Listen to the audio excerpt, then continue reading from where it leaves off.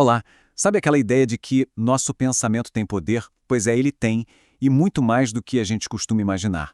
Nossos pensamentos não só moldam o nosso dia, como também definem as companhias espirituais que a gente atrai.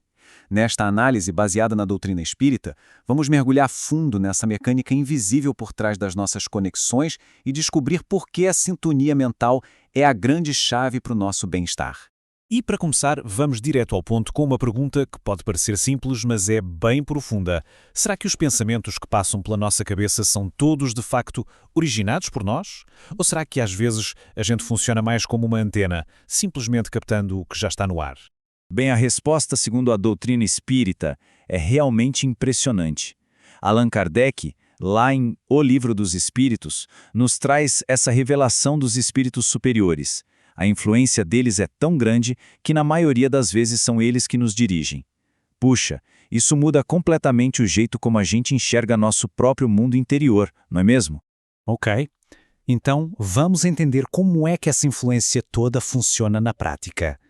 Existe uma interação constante, um intercâmbio silencioso de pensamentos e energias entre o nosso mundo e o mundo espiritual.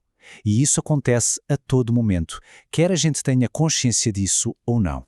E o ponto crucial é este. Essa influência não é restrita a médiums ou a pessoas supersensitivas, não. É uma condição da experiência humana. Como estamos sempre cercados por espíritos que povoam o espaço ao nosso redor, nós somos constantemente observados e influenciados. A questão, portanto, não é se somos influenciados, mas sim, a pergunta certa é por quem? E como é que essa interação é governada? Qual é a regra do jogo que rege essas conexões todas? A resposta está numa lei universal que não muda nunca.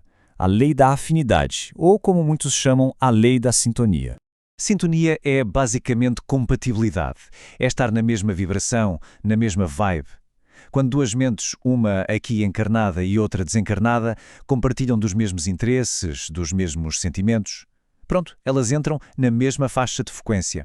A afinidade é o que permite a conexão. Simples assim. Olha, a melhor analogia para a gente entender isso é a do rádio. Pense que a nossa mente é uma estação transmissora superpotente. Cada pensamento, cada emoção que a gente cultiva emite uma onda mental com uma frequência bem específica.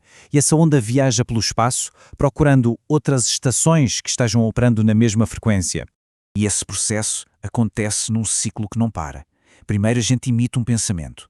Essa onda mental viaja e busca automaticamente outras mentes que vibram de forma parecida.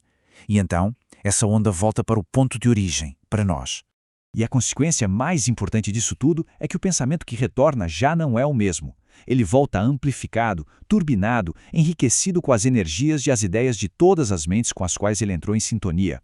Ou seja, a todo instante, a gente está co-criando o nosso ambiente mental junto com nossos parceiros de sintonia. Depois de entender esse mecanismo, a ficha cai. A escolha está fundamentalmente em nossas mãos. A qualidade dos nossos pensamentos determina a qualidade das nossas companhias espirituais.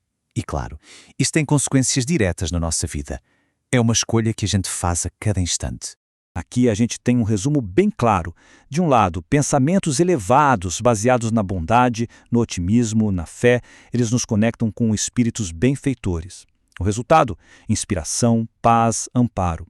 Do outro lado, pensamentos inferiores, de raiva, inveja, pessimismo, criam uma sintonia perigosa com mentes em desequilíbrio. E isso pode levar a perturbações e até mesmo a processos obsessivos, que são aquelas influências espirituais bem persistentes e prejudiciais. E é justamente quando a gente escolhe a frequência do bem que abrimos um canal de comunicação direto com as nossas equipes espirituais, com nossos mentores, nossos anjos da guarda. Eles estão sempre ali, prontos para ajudar, mas como eles respeitam o nosso livre-arbítrio, a nossa sintonia através dos bons pensamentos e da prece é o que dá a eles a permissão para atuar mais diretamente, nos amparando em nossa jornada. O benfeitor Emmanuel, através de Chico Xavier, usa uma imagem muito forte. Ingerimos pensamentos. Isso mostra como é um processo ativo. Nós não só pensamos, nós nos alimentamos das correntes mentais com as quais a gente se afina. No fim das contas, a gente projeta ao nosso redor exatamente aquilo que a gente cultiva por dentro. Diante de tudo isso, a pergunta é: como podemos, na prática, mudar a nossa frequência para melhor? O ponto de partida, a ferramenta número 1, é o autoconhecimento. É preciso olhar para dentro para poder mudar o que está fora. E essa sabedoria, convenhamos, não é nada nova.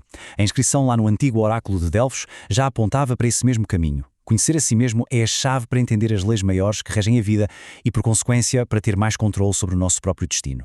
Mas afinal, o que é autoconhecimento? É essa jornada interior. É o ato da gente se observar, mas sem se julgar. É entender por que reagimos de certa forma, quais são nossos medos, que padrões a gente vive repetindo. É a base, o alicerce para qualquer crescimento de verdade. E os benefícios? São imensos. Quando a gente se conhece, passamos a identificar aquelas crenças que nos sabotam. Começamos a tomar decisões mais alinhadas com o nosso propósito. Os relacionamentos melhoram, porque a gente consegue comunicar melhor o que sente. A ansiedade diminui e aquele estado de paz interior se torna muito mais acessível. Se o autoconhecimento nos dá o diagnóstico, a reforma íntima é o tratamento. É a ação consciente para transformar aquilo que a gente identificou em nós, assumindo de vez o controle da nossa sintonia espiritual. Fazer a reforma íntima é, como algumas fontes dizem, realizar uma verdadeira faxina mental e moral. E não é algo que se faz uma vez e pronto, acabou. É um esforço diário.